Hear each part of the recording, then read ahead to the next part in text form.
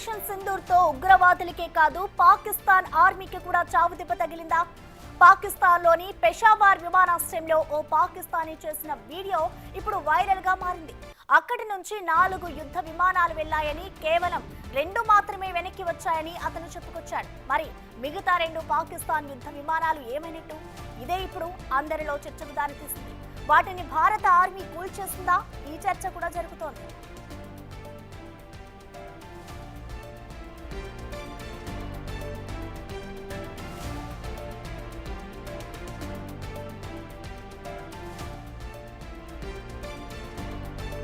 Peshawar airport की इस वक्त कंडीशन आप लोग देख सकते हैं। ये कंडीशन है गाइस इस वक्त पेशावर एयरपोर्ट की। इंडिया और पाकिस्तान की जंग जो है वो छिड़ गई है। इस्लामाबाद में जा रहा था, सही है, लेकिन इमरजेंसी फ्लाइट जो है हमारी वो लैंड हुई है पेशावर में। अब कुछ नहीं पता कब तक हम यहाँ पे रहेंगे। फड्डा हो गया है, वहाँ पे फड्डा हो गया है और जंग छिड़ गई है इंडिया पाकिस्तान की। पाकिस्तान ने यहाँ से 4 अपने जंगली जहाज भेजे थे, जिसमें से 2 वापस आ गए और 2 नहीं है। ये अपडेट सिर्फ मैं आपको दे रहा हूँ क्योंकि मैं इस वक्त यहाँ पे हूँ और यहाँ पे करंट जंग चल रही है इस वक्त। अब गाइस हम लोग अपनी लोकेशन चेंज कर रहे हैं और कहीं छुप रहे हैं। गाइस पेशावर एयरपोर्ट की इस वक्त कंडीशन आप लोग देख सकते हैं। ये कंडीशन है गाइस इस वक्त पेशावर एयरपोर्ट की। इंडिया और पाकिस्तान की जंग जो है वो छिड़ गई है। इस्लामाबाद में जा रहा था, सही है, लेकिन इमरजेंसी फ्लाइट जो है हमारी वो लैंड हुई है पेशावर में। अब कुछ नहीं पता कब तक हम यहाँ पे रहेंगे। फड्डा हो गया है, वहाँ पे फड्डा हो गया है और जंग छिड़ गई है इंडिया पाकिस्तान की। पाकिस्तान ने यहाँ से 4 अपने जंगली जहाज भेजे थे, जिसमें से 2 वापस आ गए और 2 नहीं है। ये अपडेट सिर्फ मैं आपको दे रहा हूँ क्योंकि मैं इस वक्त यहाँ पे हूँ और यहाँ पे करंट जंग चल रही है इस वक्त। अब गाइस हम लोग अपनी लोकेशन चेंज कर रहे हैं और कहीं छुप रहे हैं। गाइस पेशावर एयरपोर्ट की इस वक्त ఇక దీనిపై పూర్తి సమాచారాన్ని అందించేందుకు మా ఇన్పుటేటర్ పవన్ లైవ్ లో అందిస్తారు. ఎస్ పవన్, మనం చూస్తున్నాం ఇటు ఏదైతే పాకిస్తాన్ లో దాడి జరిగిందో ఇటు భారత్ ఇటు ఆర్మీకి కానివచ్చు, అలాగే పాకిస్తాన్ ఉగ్రవాదులు కూడా ధీటుగా ఎదుర్కొందనే చెప్పుకోవాలి. దీనికి సంబంధించి ఒక పాకిస్తానీ ఒక ప్రత్యేక సాక్షిని అంటూ కూడా ఆయన ఒక వీడియో రిలీజ్ చేశాడు. పాకిస్తాన్ 4 యుద్ధ విమానాలను పంపిస్తే దాంట్లో 2 మాత్రమే తిరిగి వచ్చాయి, మిగతా 2 తిరిగి రాలేదు. అంటే భారతే వాటిని మట్టుబెట్టిందా అనే ఒక వీడియో అయితే రిలీజ్ చేశారు. మొత్తంగా ఆయన వీడియో రిలీజ్ చేసిన దాంట్లో ఎంతవరకు వాస్తవం ఉందనుకోవచ్చు? అసలు పూర్తి అప్డేట్స్ ఏంటి పవన్ దీనికి సంబంధించి? పహల్గాం ఉగ్రదాడికి భారత్ ధీటైన జవాబిచ్చింది. ఆపరేషన్ సింధూర్ పేరుతో అటు పాకిస్తాన్ భూభాగం పైన ఉన్న అనేక ఉగ్ర స్థావరాలను కూకటివేళ్లతో పెగిలించి వేసింది. అనేక మంది ఉగ్రవాదులు ఎవరినైతే తయారు చేస్తున్నారో వాళ్ళపైన నేరుగా దాడి చేసింది. మసూద్ అజర్ ఆయన కుటుంబంలోనే 10 మంది దాకా మృత్యువాత పడ్డారంటూ స్వయంగా మసూద్ అజరే ఒక ప్రెస్ నోట్ రిలీజ్ చేశారు. అంటే కేవలం ఉగ్రవాదులు భారతదేశంలో సీమాంతర ఉగ్రవాదాన్ని ప్రోత్సహిస్తున్న కొన్ని సంస్థల్ని టార్గెట్ చేసి ఈ ఎయిర్ స్ట్రైక్స్ అనేవి జరిగాయి. నిన్న జరిగిన అర్ధరాత్రి జరిగిన ఎయిర్ స్ట్రైక్స్, దాదాపుగా 23 నిమిషాల పాటు జరిగిన ఎయిర్ స్ట్రైక్స్తో అటు పాకిస్తాన్ మొత్తం కూడా కంపించిపోతున్న పరిస్థితి. మొదటి నుంచి కూడా పహల్గాం దాడి ఘటన తర్వాతే అటు పాకిస్తాన్లో అనేక రకాల వదంతులు వచ్చాయి. పహల్గాం దాడి తర్వాత ఖచ్చితంగా భారత ప్రభుత్వం పాకిస్తాన్ పైన యుద్ధం ప్రకటిస్తుందనే భయం అక్కడ పౌరులతో పాటు సైనికుల్లో కూడా వచ్చింది. దానిలో పెద్ద ఎత్తున సైనికులందరూ కూడా రాజీనామాలు చేసి సైన్యానికి వెళ్ళిపోతున్నారు. చాలామంది లీవ్లో వెళ్ళిపోతున్నారు. ఏకంగా సైన్యాధ్యక్షుడే అటు మునీర్ ఆయన అజ్ఞాతంలోకి వెళ్ళిపోయాడు, విదేశాలకు పారిపోయాడనే వదంతులు వచ్చాయి. కానీ మునీర్ ఇంకా కూడా అక్కడ ఉన్నారు ప్రస్తుతం. కానీ ఇప్పుడు మనం చూసిన వీడియో పెషావర్లో ఒక ప్రయాణికుడు తీసిన వీడియో.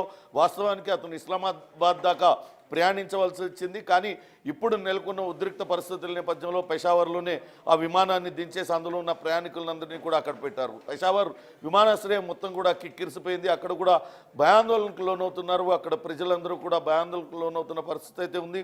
ఇస్లామాబాద్ వెళ్ళవలసిన తనని ఇక్కడ దించేశారు. ఇక్కడి నుంచి 4 యుద్ధ విమానాలు బయలుదేరి వెళ్ళాయి, కానీ 2 తిరిగి వచ్చాయంటూ అతను చెప్తున్నారు. అంటే ఖచ్చితంగా అటు రాత్రి జరిగిన దాడులకి అటు ప్రతి దాడికి పాకిస్తాన్ ప్రభుత్వం ప్రయత్నించి ఉండొచ్చు. దానిలో అటు భారత్ ధీటైన జవాబు ఇవ్వడంతో అవన్నీ కూడా కుప్పకూలిపోయి ఉండొచ్చు. కానీ ఉదయం నుంచి కూడా సోషల్ మీడియాలో రకరకాల అసత్య ప్రచారాలు చేస్తున్నారు. భారత్కు చెందిన యుద్ధ విమానాలు కూల్చివేశాం పాకిస్తాన్ అంటూ, పాకిస్తాన్ అనే కొన్ని ప్రచారాలు అయితే జరుగుతున్నాయి. కానీ ఇప్పుడు అటు పాకిస్తానీ పౌరుడు చేసిన వీడియోతో చాలా స్పష్టంగా అర్థం అర్థమవుతుంది.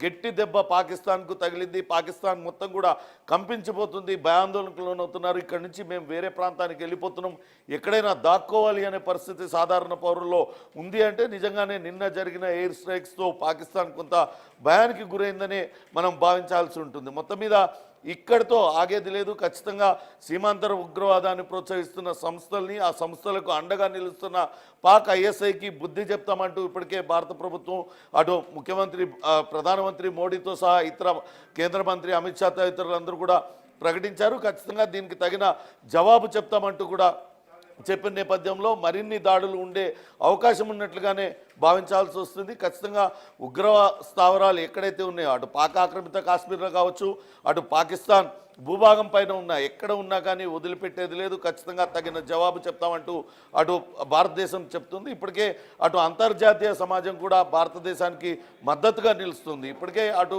పాకిస్తాన్ రకరకాల ఎలిగేషన్స్ భారత ప్రభుత్వం పైన పెడుతూ ఉంది. అటు పాక్ భూభాగం పైకి అటు ఇండియా ఫైట్ చేస్తుంది, ఇక ఇతరత్ర అనేక అసత్య ప్రచారాలు చేస్తుంది. అటు అంతర్జాతీయ సమాజంకి కూడా ఇదే పిక్చర్ చూపించే ప్రయత్నం అయితే పాకిస్తాన్ చేసింది. కానీ ఎటువంటి మద్దతు కూడా ఇంతవరకు పాకిస్తాన్కి లభించలేదు. ఎందుకంటే పహల్గామ్ ఉగ్రఘటన పైన మొత్తం అటు ప్రపంచవ్యాప్తంగా ఉన్న అన్ని దేశాలు కూడా ముక్త కంఠంతో ఖండించాయి. నిన్న జరిగిన ఎయిర్ స్ట్రైక్స్ పైన కూడా ఎక్కడ కూడా పౌరులకి కానీ ఇతర పాకిస్తాన్కు సంబంధించిన అటు మిలిటరీ శిబిరాల మీద కానీ ఎక్కడా కూడా చేయలేదు. కేవలం అక్కడ ఉగ్రవాదులుగా అటు అన్ని దేశాలలో ఉగ్రవాదులుగా ముద్రపడిన వాళ్ళని, వాళ్ళు నిర్వహిస్తున్న అక్కడ ఉగ్రవాద సంస్థల్ని, ఉగ్రవాద కేంద్రాలపైనే ఈ దాడి జరిగింది. ఖచ్చితంగా ఇది ఒక గుణపాఠంగా పాకిస్తాన్ భావించాల్సి ఉంటుంది. ఖచ్చితంగా రాబోయే రోజుల్లో ఎట్టి పరిస్థితులు కూడా ఉపేక్షించేది లేదు. మరిన్ని దాడులతో మొత్తాన్ని మట్టుబెడతామంటూ భారత్ గట్టి జవాబు ఇచ్చినట్లుగా భావించాల్సి ఉంటుంది. ప్రసన్న. ఎస్ పవన్, ఇప్పటికే చూసుకుంటే ఇప్పుడు ఏదైతే ఆపరేషన్ సింధూర్ ఈ ఘటన జరిగిందో ఈ దాడికి సంబంధించి ఇటు ఇప్పటికే ఇంకా ఇది జస్ట్ ట్రయల్ మాత్రమే, ఇంకా భారీ యుద్ధమే ఉంది అంటూ కూడా భారత్ ఇప్పటికే ప్రకటించింది. మరి దీన్ని బట్టి చూస్తే ఇటు ఉగ్రవాదులకే కాదు పాక్ ఆర్మీకి కూడా ఇది ఒక గట్టి ఎదురుదెబ్బ అనుకోవచ్చా? ఖచ్చితంగా మొదటి నుంచి కూడా ఉగ్రవాద సంస్థలకి పాకిస్తాన్ ఆర్మీ వెనుక నుండి వెన్నుదన్నుగా నిలుస్తుంది. ఇటు సీమాంతర ఉగ్రవాదాన్ని ప్రోత్సహిస్తుంది. ఇక్కడ ఉగ్రవాదులుగా మారుతున్న వాళ్ళని మారడానికి వాళ్ళందరికీ కూడా ట్రైనింగ్ ఇస్తుంది. వాళ్ళకి అత్యంత ఆధునిక ఆయుధాలన్నింటినీ కూడా ఇస్తూ వాళ్ళను అటు హింస వైపు ఉగ్రవాదం వైపు ప్రోత్సహిస్తుంది. మొన్న అటు పహల్గామ్ ఘటనలో కూడా ఇద్దరు పాకిస్తాన్ జాతీయులు ఇటు అక్కడ పహల్గామ్లో కాల్పులు జరిపారు. మరో ఇద్దరు స్థానిక ఉగ్రవాదులు వాళ్ళకి సహకరించారు. వాళ్ళందరి దగ్గర ఉన్న ఆయుధాలు డ్రోన్ల సాయంతో కావచ్చు, లేకుంటే నేరుగా అందిస్తూ ఎప్పుడు పాకిస్తాన్ ఇటువంటి విద్రోహ చర్యలకు పాల్పడుతుంది. అటు లష్కర్ తోయిబా కావచ్చు, ఇతర ఉగ్రవాద సంస్థలు దీని వెనకాల ఉంటాయి. వాళ్ళ వెనకాల ఐఎస్ఐ ఉండి ఈ కుట్రలన్నీ కూడా చేపిస్తున్న నేపథ్యంలో నిన్న జరిగిన దాడులతో అటు కేవలం అటు బావల్పూర్లో కావచ్చు, ఇతర ప్రాంతాల్లో కూడా బావల్పూర్లో అతిపెద్ద మిలిటరీ బేస్ పాకిస్తాన్కి ఉంది. కానీ దానికి అత్యంత సమీపంలోనే అటు మసూద్ అజర్ నిర్వహిస్తున్న ఉగ్రవాద శిబిరం కూడా ఉంది.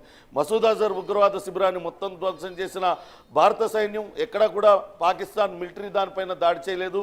అంటే ఇది నేరుగా పాకిస్తాన్కు ఒక వార్నింగ్గానే భావించాల్సి ఉంటుంది. నిన్న కావాలనుకుంటే అటు మిలిటరీ బేస్ని మొత్తాన్ని కూడా ధ్వంసం చేసి ఉండేది. కానీ అటువంటి చేయకుండా మేము తలుచుకుంటే ఏదైనా చేస్తామనే ఒక సంకేతాన్ని అయితే పాకిస్తాన్కి ఇచ్చినట్లుగా భావించాల్సి ఉంటుంది. మొత్తం 9 ప్రాంతాల్లో ఉన్న ఉగ్రవాద శిబిరాలన్నింటినీ కూడా నేలమట్టం చేసింది. ఇప్పటికే 100 మందికి పైగా ఉగ్రవాదులు ఈ దాడిలో మృతి చెంది ఉంటారని భావిస్తున్నారు. ఇది పాకిస్తాన్ సైన్యం నేరుగా ఎప్పుడు కూడా యుద్ధం చేయలేక ఇటువంటి సీమాంతర ఉగ్రవాదాన్ని ప్రోత్సహిస్తుంది. ఇది ఖచ్చితంగా పాకిస్తాన్కు పెద్ద ఎదురుదెబ్బగానే భావించాల్సి ఉంటుంది. ఇప్పుడు మనం అటు పెషావర్ ఎయిర్పోర్ట్లో ఆ పౌరుడు, పాకిస్తానీ పౌరుడు చెప్తున్న దాన్ని బట్టి అక్కడ పాకిస్తాన్లో అల్లకల్లోలంగా ఉంది. ప్రజలందరూ కూడా తీవ్ర భయాందోళనకు లోనవుతున్నారు. పహల్గామ్ ఘటన తర్వాత భారత్ చూస్తూ ఊరుకోదు. ఖచ్చితంగా ఇప్పటికే యుద్ధ మేఘాలు కమ్ముకున్నాయి. భారత్కు అటు పాకిస్తాన్కు భారత్ ధీటైన జవాబు చెప్తుంది.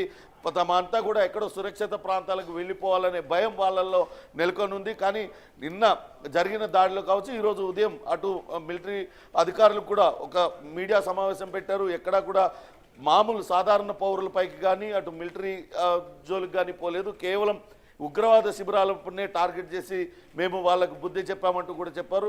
రాబోయే రోజుల్లో ఇటువంటి సీమాంతర ఉగ్రవాదాన్ని ప్రోత్సహిస్తూ ఇటువంటి ఉగ్రవాద చర్యలకు పాల్పడితే భారత్ చూస్తూ ఊరుకుందనే గట్టి సంకేతాన్ని అయితే ఇచ్చింది. చూడాలి ఇది ఎంతవరకు దారితీస్తుంది అనేది. Right Pavan, thank you.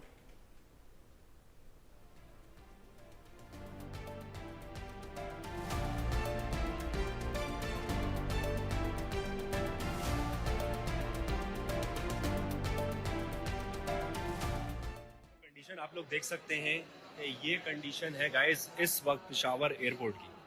India और पाकिस्तान की जंग जो है वो छिड़ गई है. इस्लामाबाद में जा रहा था, सही है, लेकिन इमरजेंसी फ्लाइट जो है हमारी वो लैंड हुई है पेशावर में.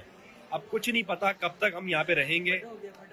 फड्डा हो गया है, वहां पे फड्डा हो गया है और जंग छिड़ गई है इंडिया पाकिस्तान की. पाकिस्तान ने यहाँ से 4 अपने जंगली जहाज भेजे थे, जिसमें से 2 वापस आ गए और 2 नहीं है. ये अपडेट सिर्फ मैं आपको